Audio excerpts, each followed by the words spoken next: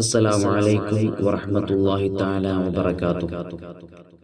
പ്രിയമുള്ള മുഅ്മിനീങ്ങളെ, പരിശുദ്ധമായ ഖുർആൻ ഷരീഫിലെ 113, 114 സൂക്തങ്ങളാണ് സൂറത്തുൽ ഫലഖ്, സൂറത്തുൻ നാസ്.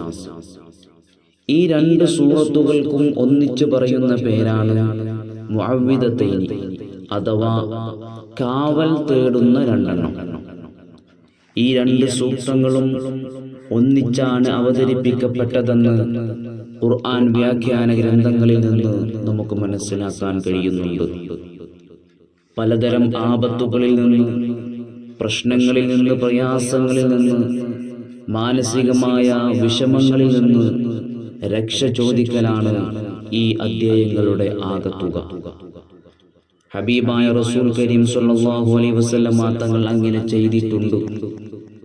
മഹദി ആയിഷ റളിയല്ലാഹു തആല അൻഹ അവിടുന്ന് പഠിപ്പിക്കുന്നുണ്ട്, അവിടുന്ന് പറഞ്ഞു തരുന്നുണ്ട്. തിരുനബി സ്വല്ലല്ലാഹു അലൈഹി വസല്ലം തങ്ങൾക്ക് ശാരീരികമായ അസ്വസ്ഥതകൾ അനുഭവപ്പെട്ടാൽ റസൂൽ കരീം സ്വല്ലല്ലാഹു അലൈഹി വസല്ലം തങ്ങൾ മുഅവ്വിദതൈനി ഊതുകയും ചെയ്യാറുണ്ട് എന്ന് മഹദി നമ്മൾക്ക് പറഞ്ഞു തരുന്നുണ്ട്.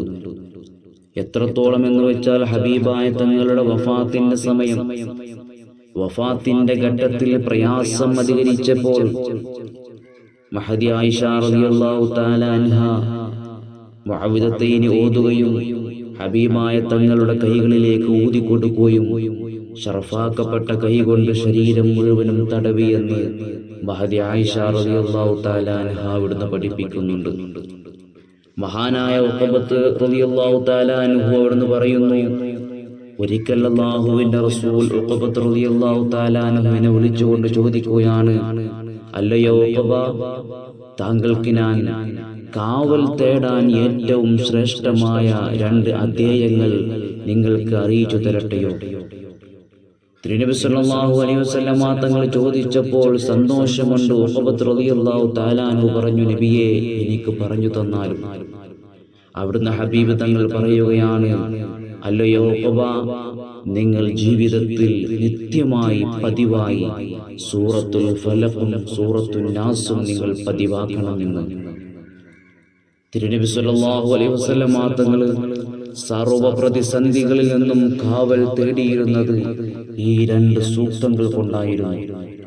മഹാനായ ഉഖബത്ത് ബിൻ ആമിർ റളിയല്ലാഹു തആല അൻഹു പറയുന്നുണ്ട്, മഹാനായ ഉഖബത്ത് ബിൻ ആമിർ റളിയല്ലാഹു തആല അൻഹു ഹബീബായ തങ്ങളോടുകൂടെ ഒരു യാത്ര പോവുകയാണ്. അവരുടെ യാത്ര ജുഹഫക്കും അബവാഇനും ഇടയിലൂടെ കടന്നു പോകുന്ന ആ സമയത്ത് അവർക്കെതിരെ ശക്തമായ ഒരു കാറ്റ് അടിച്ചു വീശുകയാണ്. വല്ലാത്ത പ്രയാസം അനുഭവപ്പെടുകയാണ്.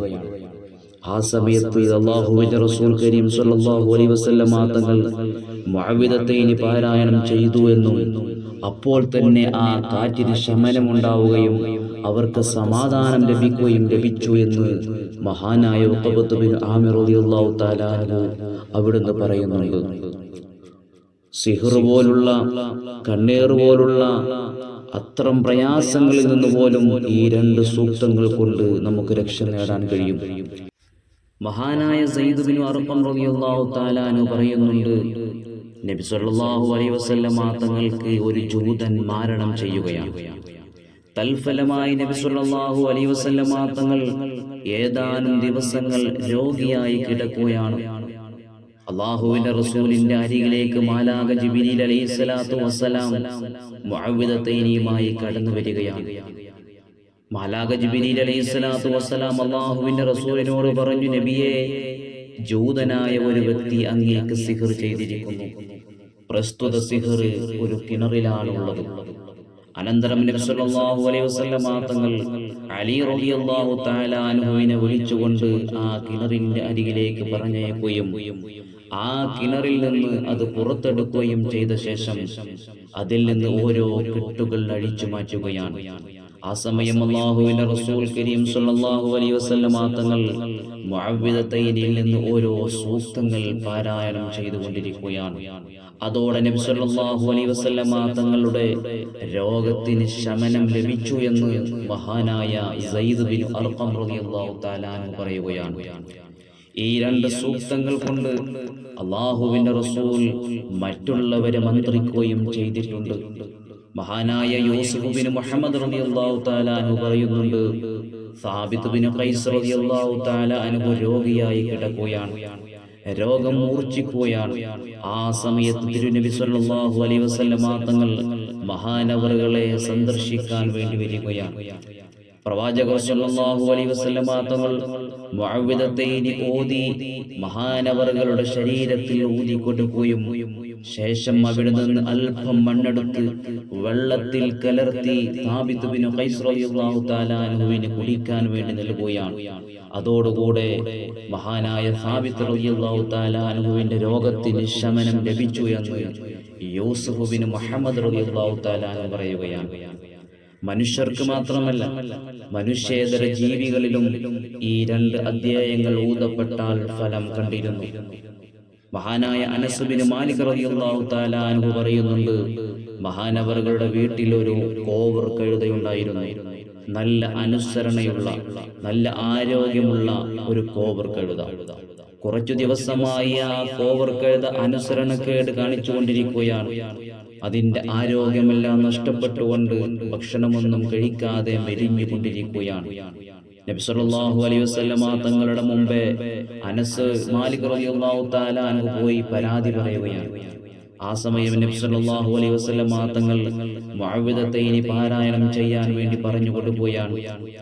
അനസ് റളിയല്ലാഹു തആല അൻഹു പറയുന്നു, നബി സല്ലല്ലാഹു അലൈഹി വസല്ലമ തങ്ങൾ പറഞ്ഞതനുസരിച്ചുകൊണ്ട് ഞാൻ മുഅവ്വിദത്തൈനി പാരായണം ചെയ്യുകയും അതോടുകൂടെ കഴുതയുടെ പെരുമാറ്റം ശരിയാവുകയും പൂർണ്ണ ആരോഗ്യത്തോടുകൂടെ വീണ്ടും ജീവിതത്തിലേക്ക് ആ കഴുത തിരിച്ചു വരികയും ചെയ്തു എന്ന് മഹാനായ അനസ് റളിയല്ലാഹു തആല അൻഹു പറയുകയാണ്.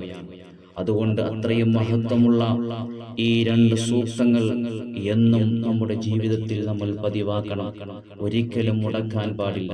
ഇതിന്റെ ആശയം മനസ്സിലാക്കിക്കൊണ്ട് നമ്മുടെ ഹൃദയത്തോട് ഈ രണ്ട് സൂക്തങ്ങൾ ചേർത്ത് വെച്ച് ദിവസവും നമ്മൾ പതിവാക്കണം.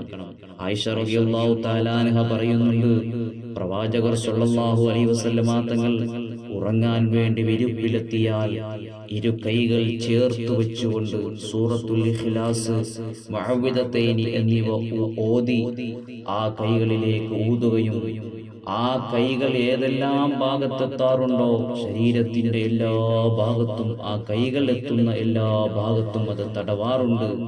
അല്ലാതെ റസൂൽ കരീം സല്ലല്ലാഹു അലൈഹി വസല്ലം തങ്ങൾ ഉറങ്ങാറില്ല എന്ന് മഹദി ആയിഷ റളിയല്ലാഹു തആല പറയുകയാണ്.